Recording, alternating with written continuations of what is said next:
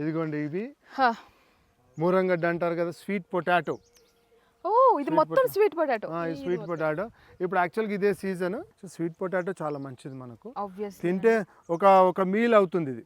ఒక చిన్న గడ్డ తీసుకొని మనం ఉడకబెట్టుకొని తింటే ఒక మీల్ అయిపోతుంది. ఒక బ్రేక్ఫాస్ట్ లాగా కానీ ఒక డిన్నర్ లాగా కానీ తీసుకోవచ్చు నేను అనుకుంటున్నాను.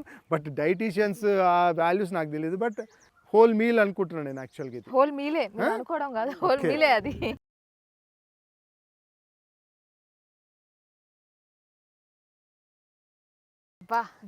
ఇంకా కొంచెం సైజ్ వచ్చుద్దండి. ఇది ఇంకొక 1 month ఉంచొచ్చేమో, చూద్దాం. ఇంకా మళ్ళీ మా పని వాళ్ళు కూడా ఉన్నారు కదా పర్ఫెక్షనిస్ట్లు. నాకు ఎంతవరకు తెలుసో నాకు తెలీదు. బట్ పర్వాలేదు, కొద్దిగా నేర్చుకుంటున్నాను.